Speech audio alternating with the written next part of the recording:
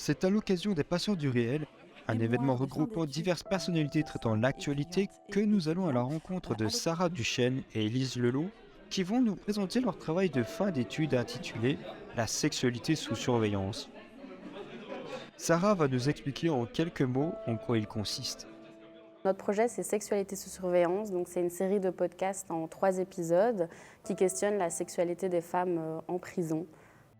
Le rapport et le contact entre codétenus est interdit sous peine de rapport disciplinaire. Et qui dit rapport disciplinaire, tu n'as plus de visite, tu n'as plus de cantine, tu n'as plus droit à rien. Tu as déjà rien, mais tu n'as plus droit au moins que rien. Donc, à la base, en fait, on s'est rendu compte qu'on parlait très peu des femmes en prison parce qu'elles ne représentent que 4,4% de la population carcérale. Et donc, étant donné qu'elles sont en minorité, on parle beaucoup moins d'elles. Donc, on avait vraiment une envie de parler des femmes en prison. Et en fait, on s'est rendu compte également que lorsqu'on parlait des femmes en prison, on abordait généralement l'aspect de la maternité, étant donné que c'est la différence principale qu'il y a entre les prisons pour hommes et pour femmes, c'est-à-dire que les femmes peuvent avoir des enfants en prison.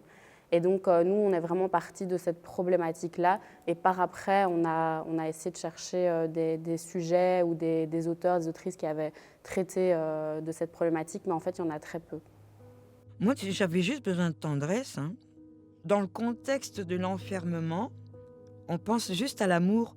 Donc j'ai la codétenue. Bon, maintenant c'est clair que moi je suis tombée sur une cannibale, j'avais pas envie de lui faire des câlins, quoi. Hein, on va rigoler un peu, j'avais peur qu'elle me bouffe et tout. Donc c'est pas avec elle que je me serais acoquinée. C'est pas comme quand on sort du cinéma et qu'on voit un beau gosse. Et là, je sors de ma cellule, je vois une gardienne. J'ai pas le choix. Je suis hétéro et je vais avoir une relation homo. C'est maintenant au tour d'Élise qui va nous expliquer les différents problèmes qu'elles ont rencontrés durant leur projet. On avait, d'un point de vue plus technique, on avait vraiment envie de jouer avec les ambiances sonores. Le problème, c'est qu'on n'a pas pu rentrer en prison. Je sais pas si tu l'as déjà dit. Non. On n'a pas pu rentrer en prison parce que l'administration centrale qui gère l'organisation de toutes les prisons ne nous a pas autorisé de rentrer. On a essayé, mais on s'est fait recaler.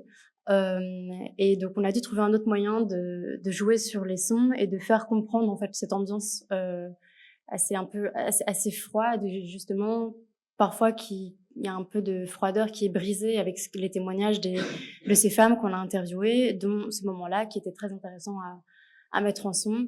Et donc, on voulait jouer là-dessus.